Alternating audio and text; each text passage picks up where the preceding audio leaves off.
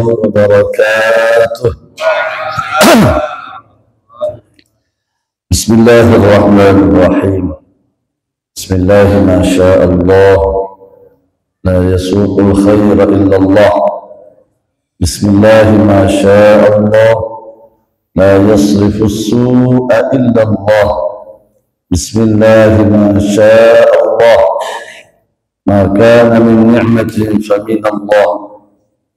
Bismillahi ma syaa Allah, la hawla wa la quwwata illa billah. Allahumma salli ala nuril anwar wa sirril asrar wa tiryaqil aghyar wa mishkahi babil yasar Sayyidina Muhammadin al-Mukhtar wa alihi al-athhar wa ashabihi al-akhyar adada ni'amillahi wa ifdalih. Rabbi shrah li sadri wa yassir li amri wahlul 'uqdatam min lisani yafqahu qawli, amma ba'du.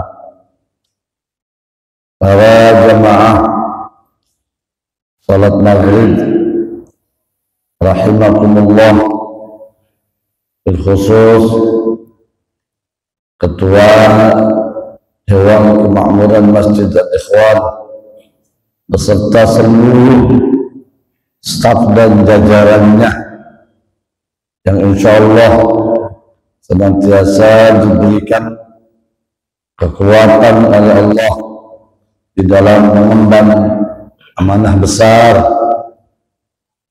meramaikan dan menghidupkan masjid yang sama-sama kita cintai, tidak hanya dengan ibadah sholat 5 waktu berjamaah, tetapi juga dengan kegiatan-kegiatan lainnya yang positif dan memberikan manfaat, terutama bagi kita umat Islam.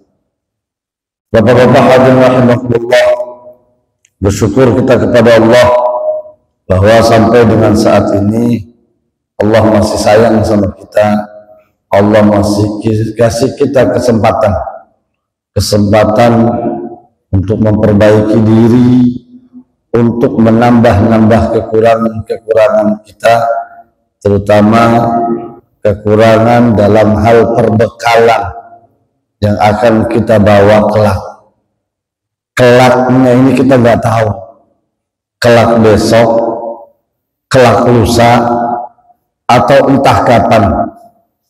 Maka mudah-mudahan, misalkan ternyata jatah kita cuma sampai besok, mudah-mudahan duduknya kita di sini dari sejak sholat maghrib sampai dengan i'tikaf kita di sini sembari ta'lim, mudah-mudahan mencukupi kekurangan-kekurangan kita selama ini. Katakan dulu-dulu kita tergolong orang-orang yang jauh dari masjid. Zaman kita muda dulu, boro-boro senang kayak begini duduk-duduk di ta'lim. Dulu makan banyak alasan sibuk kerja. Sekarang kan rata-rata pensiun. Nah, pikir-pikir pensiun mau ngapain lagi gitu kan? Ngapain lagi kalau nggak di masjid? Ya, ada yang dulunya rajin, makin kesini makin jauh, mungkin males. Dia bilang apa? Dia udah kenyang sholat jamaah di masjid, udah kenyang ikutan ta'lim, udah dari zaman muda dulu. Sekarang giliran istirahat. Pas lagi istirahat, pas datang ajal. Ini orang-orang begini rugi, masuknya dalam kategori su'ul khatimah. Dulu gak bagus, pas di akhir gak bagus. Ibarat orang sekolah, waktu kelas 1-nya rajin belajarnya, prestasinya bagus. Kelas 2 begitu juga. Pas naik kelas 3 malas-malasan, sering bolos, akhirnya nilai akhirnya anjlok. Harusnya lulus, jadi nggak lulus. Enakan dulunya malas, pas begitu kelas 3 rajin. Ini kan bikin senyum guru nih. Pinteran anak nih. Giliran udah kelas 3 aja. Rajin sekolahnya. Akhirnya lulus. Tapi lebih mantap lagi dari kelas 1 sampai kelas 3 lempeng aja. Rajin. Cuman kan jarang yang kayak begitu. Ya, kelihatanlah wajah-wajah yang ada di sini ya. Masya Allah, Bapak. Jadi itulah yang menjadi cita-cita kita itu apa? Dapetin predikat husnul khatimah. Allahumma inni as'aluka bihusnil khatimah wa a'udzu bika min syarril aqibah wa su'il khatimah. Kan paling enak itu Pak. Ada bahasa begini. Baru banget rajin sholat ke masjid, ikut ta'lim. Blek aja sakit, meninggal. Apa kata orang? Tetangga-tetangga, ya Allah, tuh orang baru juga ke masjid, baru temen-temenan ke masjid, baru kali ini lihat dia ikutan ta'lim, udah keburu nggak ada. Kan enak dia ngomonginnya. Kita yang mati kan sedih mendengarnya. Ya, cuma kita nggak bisa jawab doang. Cuma kan adem di hati dengan orang yang ngomong begitu. Daripada pas kita mati dia ngomongin orang yang enggak. Ya, dia orang sayang amat banget. Dulu rajin banget. Kenapa sekarang tahu lu mau mati begini mah kenapa malas-malasan? Apa boleh buat itulah. Ini yang disebut dengan apa Pak? Taufik dan hidayah. Jadi orang bisa sampai ke sini, bisa duduk di tempat ini bukan karena kemauannya, tapi karena Allah masih sayang. Allah yang gerakkan kita. Kalau Allah nggak gerakkan kita nggak mungkin. Allah yang bergerak. Makanya Pak, di awal kita berucap alhamdulillah, segala puji bagi Allah allazi hadana lihada, yang telah memberikan hidayah kepada kami, kepada kita, sehingga Allah perkenankan kita duduk di tempat ini. Dan insya Allah setiap hembusan nafas yang keluar dari badan kita adalah merupakan ampunan dari segala dosa-dosa yang telah kita perbuat. Amin ya Rabbal Alamin. Bapak-bapak hadirin yang dimuliakan oleh Allah Subhanahu wa Ta'ala, yang keduanya, jangan pernah lalai kita senantiasa bersolawat kepada baginda Nabi Sallallahu Alaihi Wasallam sebagai bentuk syukur kita bahwa kita terlahir menjadi umatnya Nabi Muhammad Sallallahu Alaihi Wasallam. Betapa untungnya kita lahir menjadi umat Nabi Muhammad. Sejelek-jeleknya kita, sebodoh-bodohnya kita, semalas-malasnya kita, udah dapat garansi. Tapi jangan ribut-ribut ya. Udah dapat garansi dari Rasulullah bahwa umatnya Nabi Muhammad gak boleh ada yang masuk neraka, gak boleh ada yang masuk neraka. Ketika ditanya wa in zana wa in saraqa, sekalipun dia pernah berzina dan pernah mencuri, kata Nabi wa in zana wa in saraqa, sekalipun dia pernah berzina dan pernah mencuri, tetap masuk surga. Tapi jangan ribut-ribut. Ini rahasia jabatan di sini. Ya. Dengan catatan kalimat terakhir yang diucapkan kalimat la ilaha illallah. Nah ini repot nih. Kalimat terakhirnya la ilaha illallah. Dikira enteng ngucapin la ilaha illallah di akhir hayatnya, berat. Dia menjadi ringan hanya bagi orang-orang yang memiliki hati yang bersih. Itulah mudah-mudahan kita terjaga semua, dan saat menghembuskan nafas terakhir la ilaha illallah, kata Nabi, man qala la ilaha illallah dakhalal jannah. Siapa orang yang mengucapkan la ilaha illallah dijamin masuk surga, sekalipun dia pendosa. Yang penting satu yang nggak boleh itu, yang nggak dapat garansi itu satu, siapa? Yaitu yang melakukan dosa syirik. Udah, kalau dosa syirik udah harga mati itu, nggak ada ampunan itu. Sebelum mati ngelakuin dosa syirik, belum sempat taubat, ya sudah. Selain syirik, Allah masih memberikan rahmat kasih sayangnya untuk memberikan ampunan kepada setiap kita. Bapak-bapak hadirin yang dimuliakan Allah, maka itulah jangan pernah bosan kita bersolawat kepada Nabi. Sekurang-kurangnya dalam sehari semalam berapa, Pak? Minimal berapa? Cakep. Allah 1000 kan gitu ya. Minimal sholawat kita kepada Nabi 100 kali ya. Apalagi kalau sampai 1000, itu udah luar biasa. Allahumma salli ala Sayyidina Muhammad wa ala ali Sayyidina Muhammad. Dicicil aja ya. Kalau kita termasuk orang yang sibuk, nyicil aja sholawatnya. Maghrib 10, habis isya 10, habis subuh 10, Zuhur 10, asar 10, udah berapa? 50. Sisanya pas lagi duha, pas lagi tahajud, pas lagi jalan ke tempat kerja. Yang penting jangan kurang dari 100 dalam sehari semalam. Insya Allah modal kita memperbanyak sholawat, nanti di akhirat dengan segala kekurangan kita, Rasulullah yang akan membantu kita dengan syafaatnya. Karena setiap nabi nanti di akhir zaman nanti tidak memiliki kewenangan untuk menyelamatkan umatnya dari neraka. Yang diberikan hak oleh Allah hanya Nabi kita Muhammad Sallallahu Alaihi Wasallam. Sementara itu tidak semua orang diberikan syafaat. Nabi lihat muka-mukanya dulu. Ini muka-muka yang rajin sholawat apa enggak? Yang rajin sholawat dikasih sama Nabi atas izin Allah. Nabi memohon kepada Allah agar umatnya yang paling banyak membaca sholawat nanti di yaumil qiyamah ditempatkan di surganya dekat dengan Rasul Sallallahu Alaihi Wasallam. Amin ya Rabbal Alamin. Bapak-bapak hadirin yang dimuliakan oleh Allah Subhanahu Wa Taala, malam ini kita akan membahas satu tema yang ringan, nggak usah yang berat-berat, ringan diucapkan, tapi berat dilaksanakan. Diucapkan ringan, tapi pelaksanaan ini berat. Ya, tidak banyak orang yang mampu. Apa itu?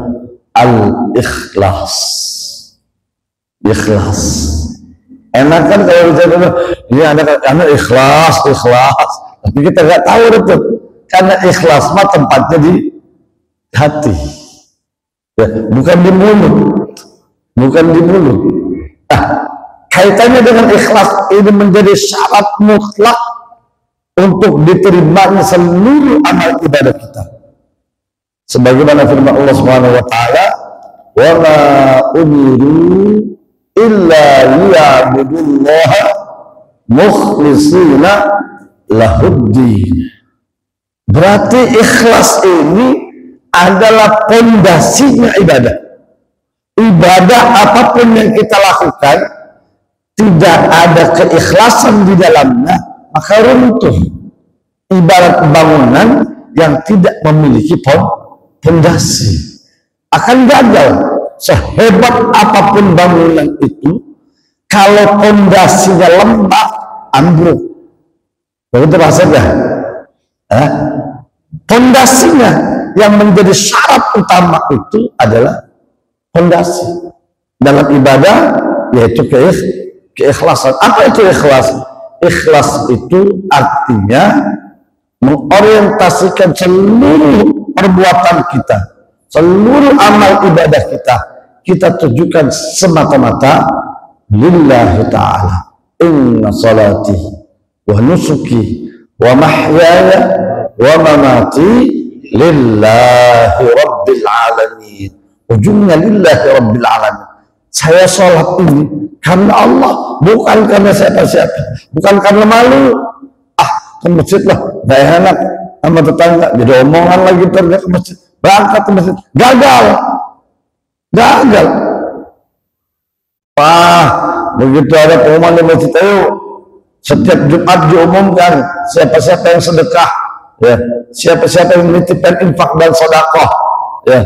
Waduh, kalau sampai nama saya nggak disebut, repot ini. Ntar jadi omongan, sedekah. Hanya gara-gara takut namanya nggak disebut dan dibilang tuh gagal sedekahnya. Berangkat haji lah, malu, yang lain pada pakai peci putih. Saya udah bertahun-tahun kecil aja. Umrah belum, haji belum. Berangkat haji, biar pulang-pulang dipanggil Pak Haji, gagal hajinya. Semua ibadah apapun itu, kalau tidak diniatkan karena Allah, maka akan menjadi sia-sia. Na'udzubillahi min dzalik. Karena ini pondasi, tidak ada tawar-menawar. Semua bentuk ibadah harus diniatkan semata-mata karena Allah. Gimana kalau 50-50, 50% karena Allah, 50% karena selain Allah? Nggak bisa. Sebab Allah Maha Pencemburu. Allah nggak mau diduakan. Kamu kalau mau saya, kalau mau orang, kalau mau dunia. Bapak sholat duha, jengking sholat duha tiap hari, tapi niat sholat duhanya karena pengen kaya. Ya udah, nanti paling yang didapat kekayaan, tapi pahala entah dulu. Kata Allah kan dulu udah dibayar lunas. Innamal a'malu binniyat wa innama likulli imri'in ma nawa. Faman kanat hijratuhu ila Allah wa rasulih fa hijratuhu ila Allah wa rasulih wa man kanat hijratuhu lidunya yusibuha fa hijratuhu ila ma hajara ilaihi. Semua amal ibadah kita bergantung kepada niatnya. Jadi kalau kita niat sholat dua karena pengen kaya, ya sudah, nanti kita dapat kaya doang. Begitu di akhirat kita menuntut pahala di sisi Allah, pahala apa yang kamu mau? Ya Allah, dulu saya rajin duha, kan sudah dibayar cash dulu. Kamu sholat duha kan karena pengen dagangan laris, karena pengen jabatan naik, sudah kan sudah dikasih. Karena kamu rajin duha, tiap hari 4 rakaat duha kamu minta kaya, sudah. Kan sudah saya kasih rumah bagus, kendaraan mewah, harta yang banyak, sudah semua. Jadi impas sudah. Akhirat nggak ada, sudah dibayar kontan semua. Maka rugi orang-orang yang melakukan ibadah yang niatnya itu karena ingin meraih kesenangan dunia. Padahal biarkan saja urusan dunia itu bonus saja. Kita duha aja, karena itu diperintahkan oleh Nabi Shallallahu Alaihi Wasallam. Ya sudah. Adapun kemudian setelah duha ternyata rezekinya mengalir, itu bukan tujuan kita. Tujuan kita adalah ridha Allah. Itu mau bonus aja. Ini yang untung. Namanya apa? Fid dunya hasanah wa fil akhirati hasanah. Orang yang rajin ke masjidnya rezekinya lancar, bisa jadi. Tapi awas, itu jangan menjadi tujuan kita sholat berjamaah ke masjid. Ke masjid lah. Kayaknya tetangga sebelah rajin ke masjid, lancar-lancar jadi bisnisnya nih. Ikutan ke masjid. Iya kalau lancar. Pas dia nggak lancar, udah 40 hari ke masjid. Nah putus-putus, tetap aja begini. Adalah perih sholat jamaahnya. Kenapa? Salah niat. Bapak-bapak hadirin yang dimuliakan oleh Allah Subhanahu wa taala. Maka di dalam hadis baginda Nabi Shallallahu Alaihi Wasallam pernah bersabda, "Akhwafu ma akhafu alaikum." Yang paling aku takuti dari apa yang aku takuti. Nabi paling takut kalau umatnya meninggalkan sholat. Nabi paling takut kalau umatnya nggak mau baca Quran. Nabi takut kalau umatnya nanti pelit, nggak mau berbagi. Nabi takut kalau umatnya nanti berbuat maksiat. Tetapi yang paling Nabi takuti bukan itu. Nabi takut dengan itu semua, tapi ada yang lebih Nabi takuti. Apa kata Nabi? Yaitu asyirkal asghar.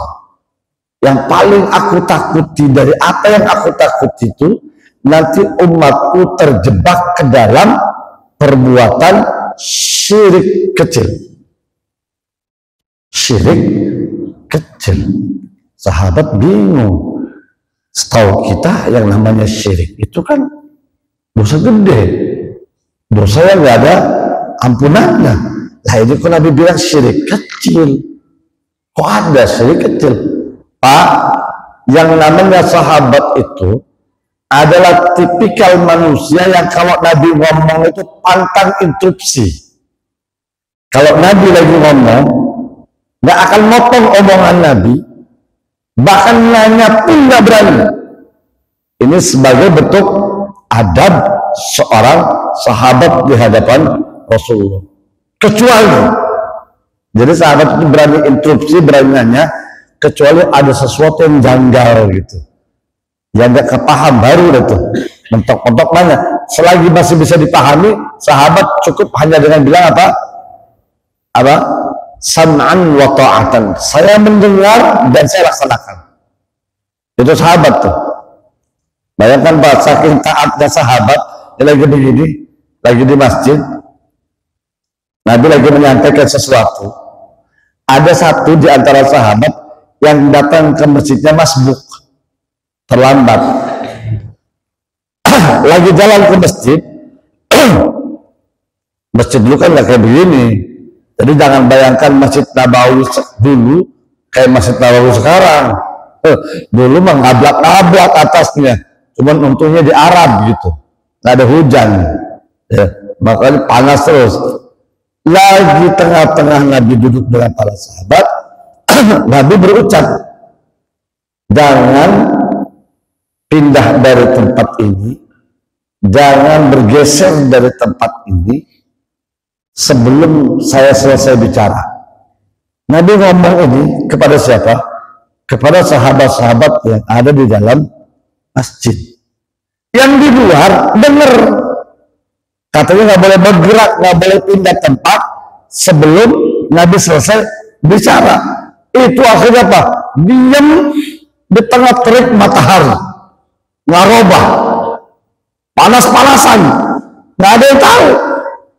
Tadinya mau masuk ke masjid, karena dengar Nabi ngomong begitu, akhirnya apa?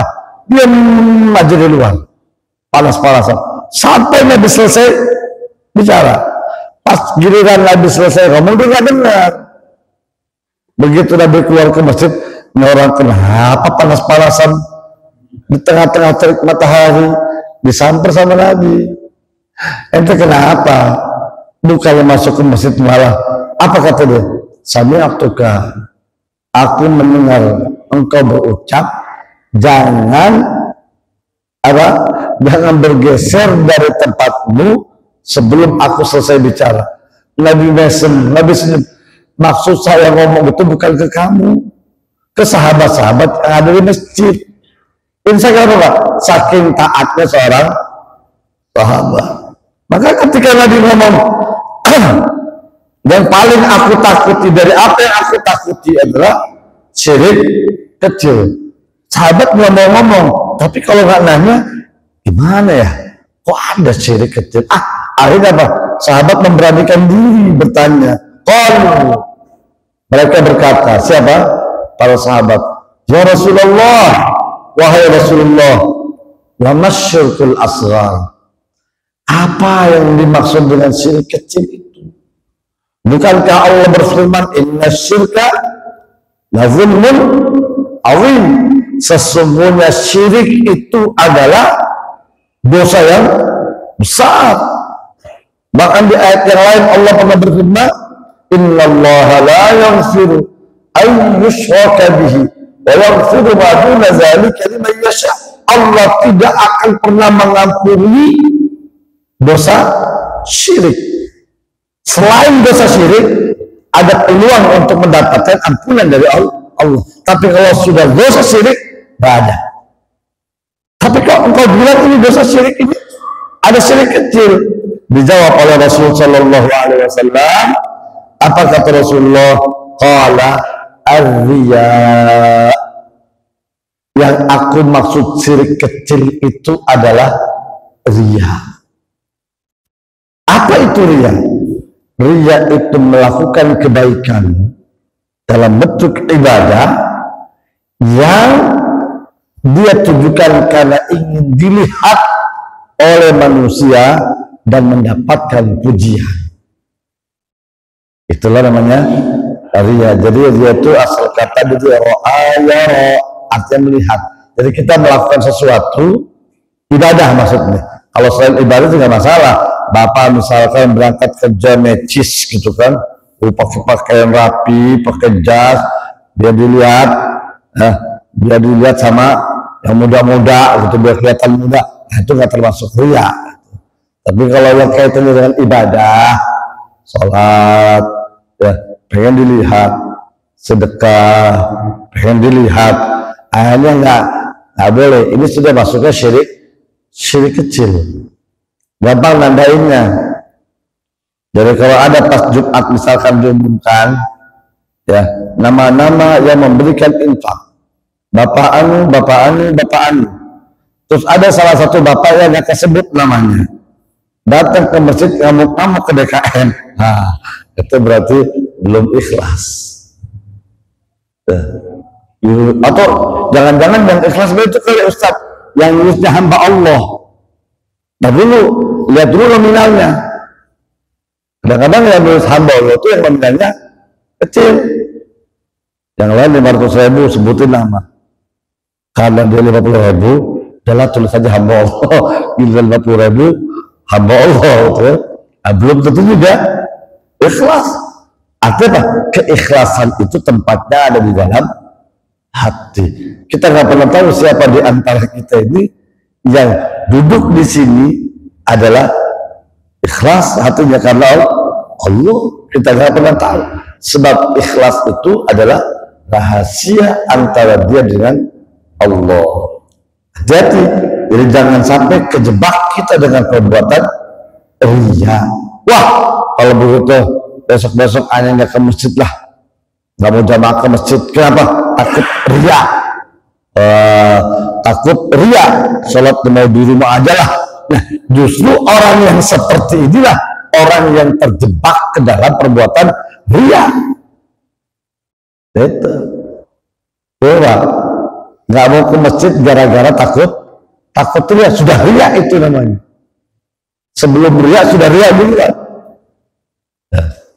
Bapak-bapak yang dimuliakan oleh Allah Subhanahu wa ta'ala, nasib orang riya ini nanti mengenaskan di akhirat.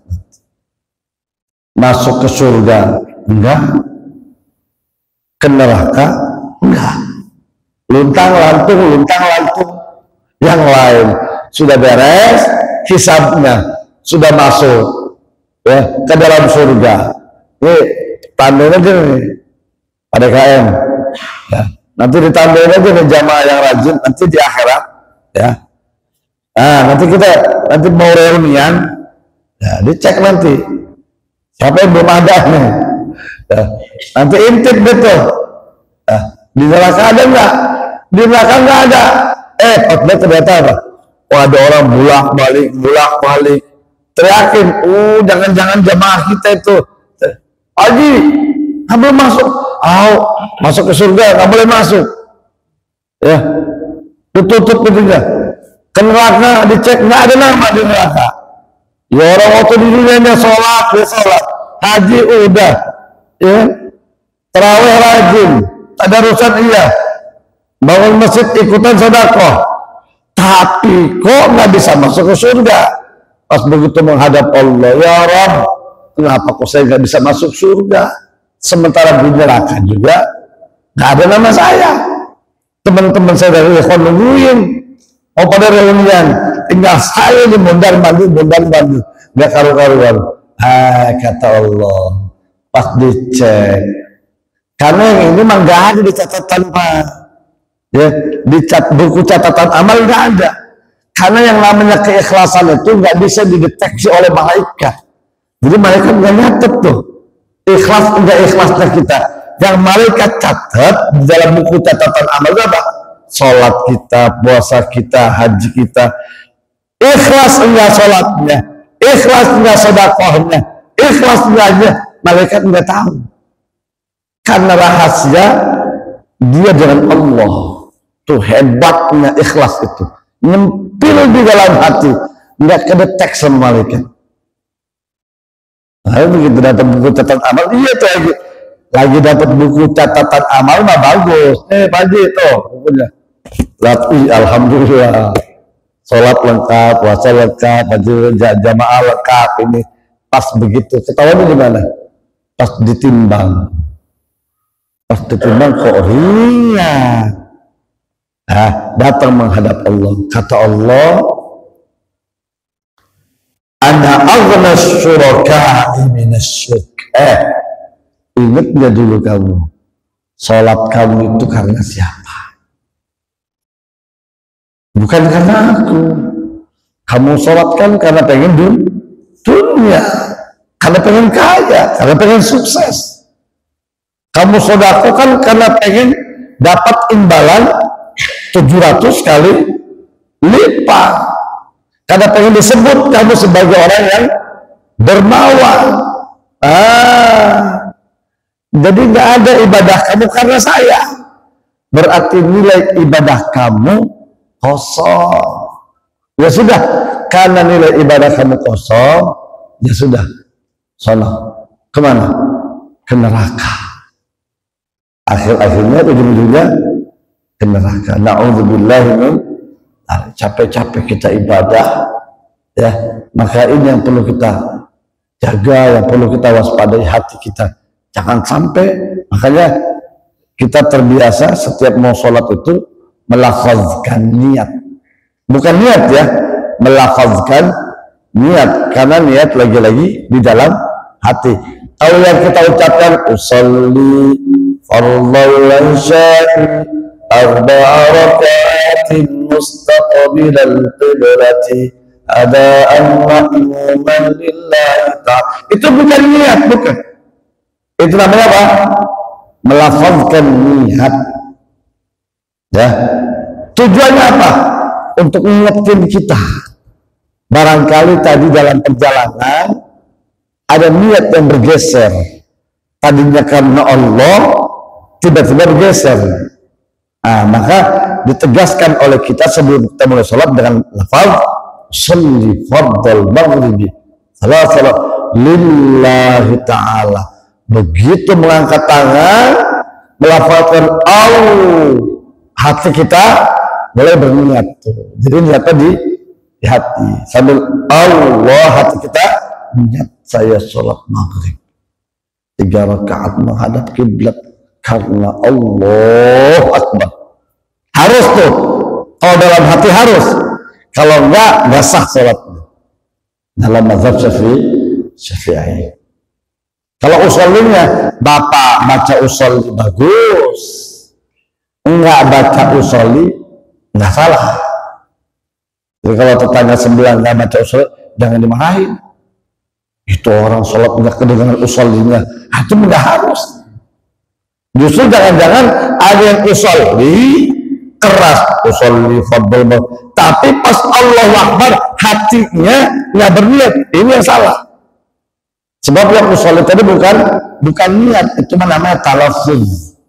Talaffuzul niyyah, pelafalan niyyah. Ya, tapi tujuannya apa? Tujuannya untuk mengingatkan kita.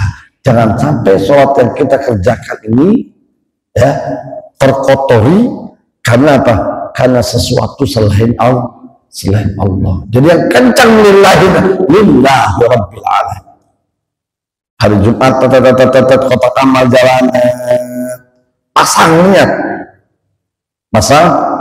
saya mau buang ini, yang 100.000 ini ke dalam kotak amal, karena saya berharap ridho Allah. Buang tuh 100.000, plak, masukin. Udah jangan lama-lama, langsung plak masukin. Ya, jangan giliran 2.000 ditutup-tutupin, ya, mau masukin tutup tangan. Ya, karena begitu. Ada kotak amal, tangan kanan megang uang, tangan kiri nutupin tangan. Ditanya, kenapa Pak tutupin? Biar ikhlas, biar nggak ketahuan sama orang. pasti pantesan ditutupin 2.000, pantesan ditutupin 2.000, giliran 50.000 jalan-jalan dulu kan. Mau sudah kok, kelihatan dulu baru masuk ya. Ternyata bukan karena ikhlas, karena malu. Nggak usah malu 2.000, tapi ikhlas karena Allah jauh lebih bermakna ketimbang yang 100.000 tapi niatnya karena ingin mendapatkan pujian. Dan jadi besok-besok mendingan 2.000 aja deh. Yang penting ikhlas. Pusing-pusing deh kayak pas buka kotak amal, isinya 2.000 semua tuh. Tapi 2.000 juga isinya ikhlas semua itu. Ya, jauh lebih berkah. Apalagi udah 100.000 ikhlas, lebih mantap. Bapak-bapak yang dimuliakan oleh Allah Subhanahu wa Ta'ala, inilah bahwa Allah Subhanahu wa Ta'ala tidak akan pernah menerima amal perbuatan kita sekecil apapun ya, apabila amalan kita dibangun atas dasar karena ingin mendapatkan pujian dari orang. فَمَنْ يَعْمَلْ مِثْقَالَ ذَرَّةٍ خَيْرًا يَرَهُ وَمَنْ يَعْمَلْ مِثْقَالَ ذَرَّةٍ شَرًّا يَرَهُ. Sekecil apapun kebaikan yang pernah kita lakukan, asalkan ikhlas tulus karena Allah, maka di akhirat nanti kita akan mendapatkan balasannya dari Allah. Sekecil apapun kejelekan yang pernah kita lakukan di dunia ini, juga nanti akan kita dapatkan balasannya di sisi Allah Subhanahu wa Ta'ala. Nah, mudah-mudahan melalui ta'lim singkat pada maghrib ini, hati kita senantiasa dijaga oleh Allah Subhanahu wa Ta'ala, dibentengi hati kita dari perkara-perkara yang hanya akan dapat mengotori kesucian hati dari keikhlasan karena Allah Subhanahu wa Ta'ala. Demikian apa yang dapat saya sampaikan pada kesempatan sore hari ini. Mudah-mudahan ada manfaatnya. Mohon maaf apabila ada kekurangan dan kesalahan. In uridu illa al-islah mastata'tu wa ma taufiqi illa billah, alaihi tawakkaltu wa ilaihi unib. Wallahu muwaffiq ila aqwamit thariq. Wassalamu alaikum warahmatullahi wabarakatuh. Sudah. Baik,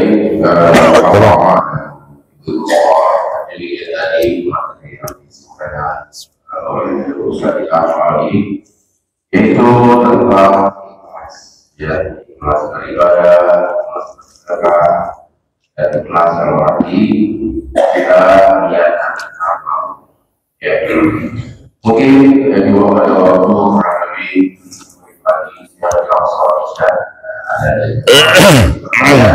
kami bersilakan.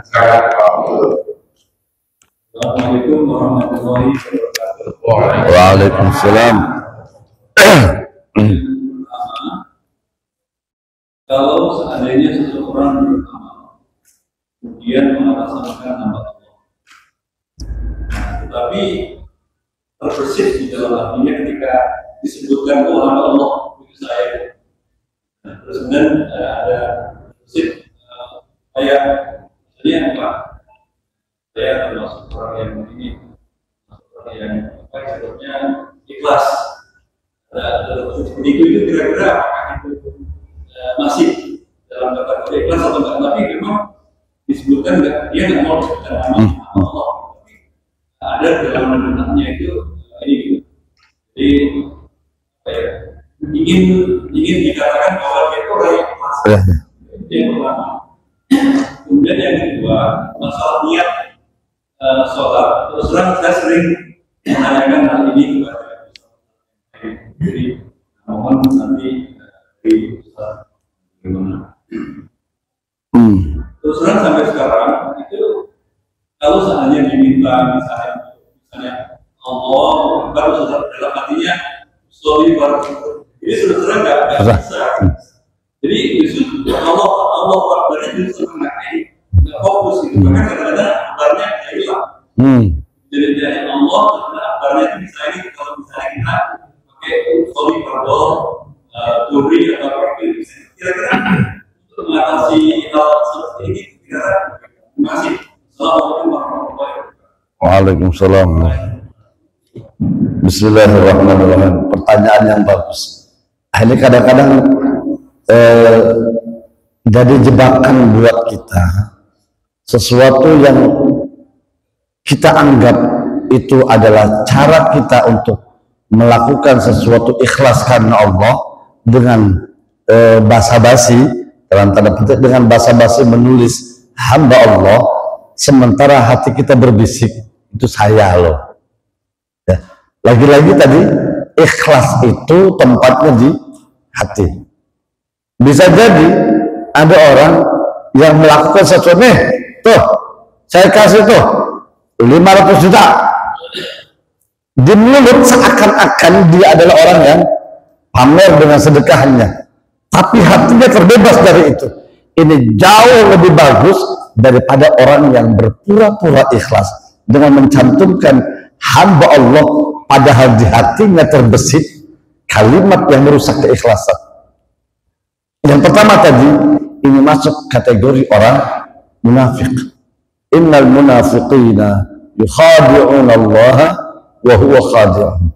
Dia menipu Allah dengan bahasa hamba Allah tadi, ya. Itu ada. Itu kalimat hamba Allahnya itu adalah kalimat tipu daya, seakan-akan ikhlas dengan kalimat hamba Allah, padahal hatinya berbisik bahwa itu adalah saya, gitu ya. Jadi kalimat hamba Allah itu kamuflase saja, ya. Kenapa? Karena ikhlas yang sesungguhnya itu adalah di dalam hati. Ketika hati kita tidak terbesit dalam hati kita kata-kata tadi itu, nada tadi itu namanya ada ujub, membanggakan diri. Jadi penyakit hati itu satu ria. Ria itu apa? Ingin dilihat dan dipuji. Kemudian yang kedua sum'ah. Sum'ah itu ingin didengar dan dipuji. Atau baca Quran nih, ya. Dengan ketika lagi baca Quran itu didengar sama orang, ya, lalu dipuji. Nah, itu namanya sum'ah. Kemudian yang ketiga ria, sum'ah, ujub. Ujub itu membangga-banggakan diri, ya. Saya itu namanya ujub, ya. Bukan di mulut tapi di dalam hati, karena ini penyakit hati semua. Yang keempat hasad. Hasad itu artinya dengki, tidak senang dengan kebahagiaan orang lain, bahagia dengan penderitaan orang lain. Hasad itu juga di dalam hati. Jadi ketika ada orang senang itu hatinya panas. Orang bisa-bisa aja bangun rumah di hati, dapat dari mana kali? Wah, itu hasad. Yang kelima takabur, sombong, membanggakan diri, merendahkan orang lain, takabur. Dan semua itu tempatnya di dalam hati, nggak tercatat oleh malaikat, ya. Jadi nggak ada salahnya juga itu sedekah ditulis nama, niatnya ingin mengajak orang lain supaya berlomba-lomba. Terus saya Haji Sukron 1 juta, biarin deh, biar yang lain yang lebih kaya dari saya panas, gitu kan, jadi ngasih lebih. Sama aja dia apa? Ngajak orang lain untuk berbuat baik. Kemudian yang kedua kaitannya dengan niat. Nah, memang ini perlu pembiasaan. Jangan pakai bahasa Arab, pakai bahasa kita. Jadi pas Allah niat, jangan dibahasakan dulu, Pak. Niat saya itu lama nanti Allah niat saya sholat maghrib, enggak. Jadi cukup sebutkan dalam hati, sholat yang saya kerjakan ini sholat maghrib. Itu aja sederhana, maghrib karena Allah, udah sesederhana itu. Allah diri kasih. Kalau saya sholat maghrib ini karena Allah, fardu karena Allah. Jangan diajak. Jadi mungkin yang bikin Bapak rada-rada kesulitan karena bayangan Bapak niat itu dibunyikan dalam hati, niat saya sholat, atau orang Jawa niat isun sholat maghrib 3 rakaat hal fardu karena Gusti Allah. Wah, itu orang mungkin kita dapatkan nanti ada orang sholat itu lama, Allahu Akbar, karena dia dalam hati. Ya, yang dimaksud niat dalam hati itu apa? Tegesin di hati kita bahwa sholat yang kita kerjakan maghrib fardu karena Allah. Ya, satu lagi adaan. Karena ada sholat adaan, ada sholat qadaan. Yang kita lakukan ini adaan. Betul ya? Nggak usah lama-lama.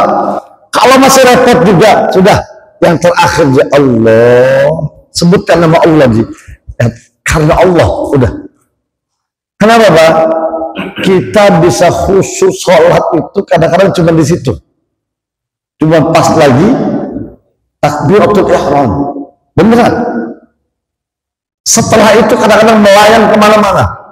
Bahkan ketika lagi baca Al-Fatihah sekalipun mulut Pak, alhamdulillahirabbil, pikiran kemana-mana. Dan itulah hebatnya Fatihah itu. Surat yang lain kita baca sambil menghayal, berantakan.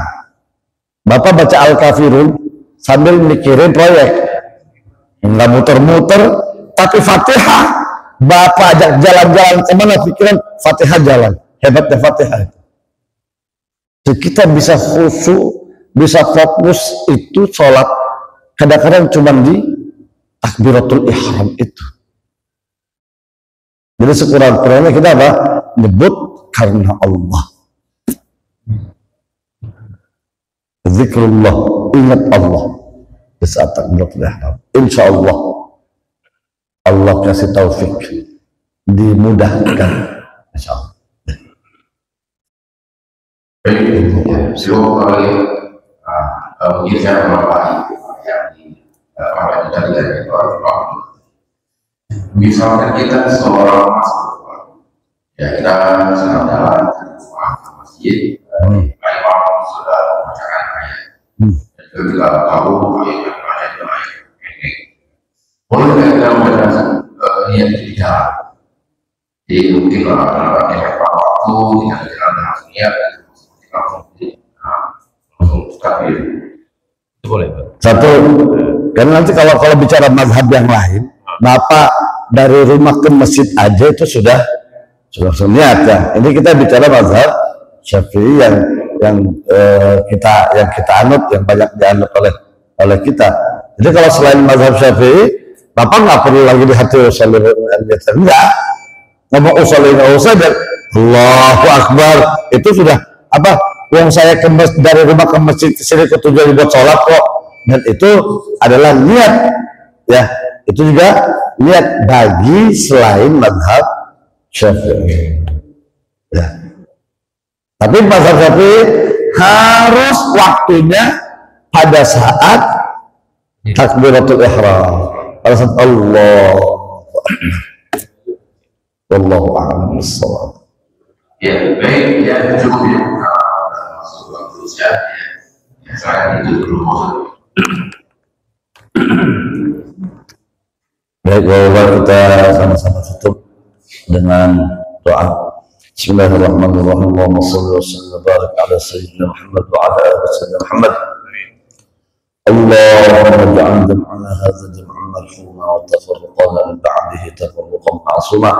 Allahumma anfa'na bima 'allamtana wa 'allimna ma yanfa'una warzuqna 'ilman tanfa'una. Allahumma ihdina li ahsani al-a'mali wal akhlaq. La yahdi li ahsaniha illa anta. واصرف عنا سيئها لا يصرف عنا سيئها إلا أنت. ربنا ظلمنا أنفسنا وإن لم تغفر لنا وترحمنا لنكونن من الخاسرين. ربنا آتنا في الدنيا حسنة وفي الآخرة حسنة وقنا عذاب النار.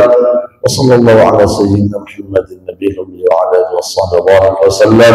الحمد لله رب العالمين.